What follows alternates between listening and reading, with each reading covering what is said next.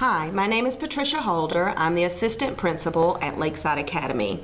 I work with Rebecca Smith, our school psychologist, and we've created a set of documents for RTI that we want to share with you.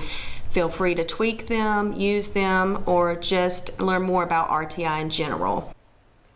The folder that you see in front of you is something new that we're using this year to help us organize our documents, and it's an easy resource tool for teachers.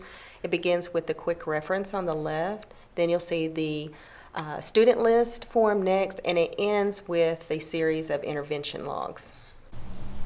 The first document I would like to share with you is called A Quick Guide to RTI Documents.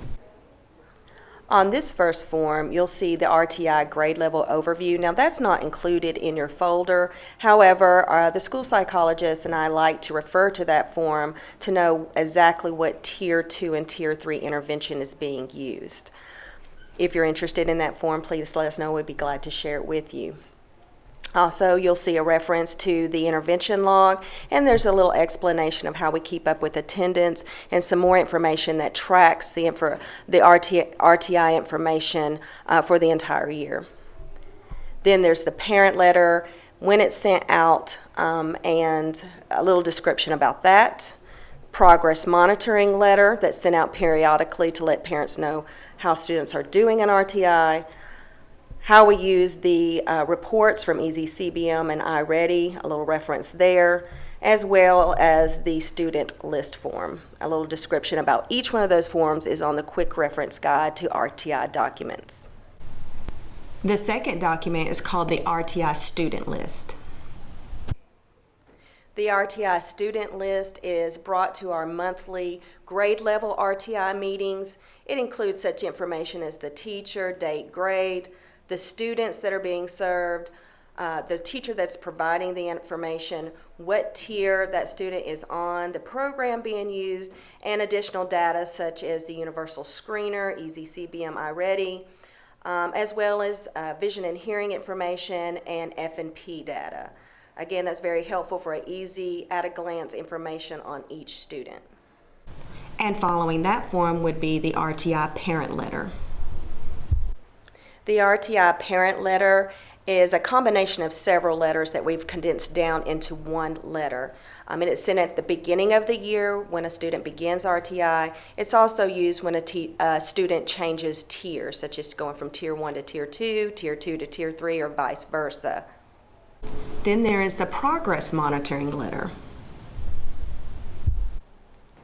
The progress monitoring letter we use to notify parents of students' progress in RTI throughout the year. We do put those dates on our school calendar to remind teachers of when to send that out, and it's often accompanied by EasyCBM or iReady data or any other data we think is pertinent for parents to know. And lastly are the intervention logs, of which there are 4, 1 per 9 weeks. The RTI intervention log is actually a combination of 4 separate documents, 1 per each 9 weeks. And on that intervention logs, or all 4 intervention logs, you'll see the dates are already put into that log for the entire year, 1 per quarter. You'll have the intervention duration, tier information, and specific attendance information. So if the school is closed or the teacher is absent, you put in specific codes for that.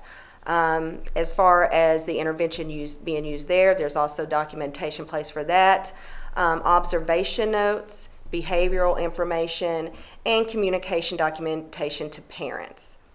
That document on the back also has additional information.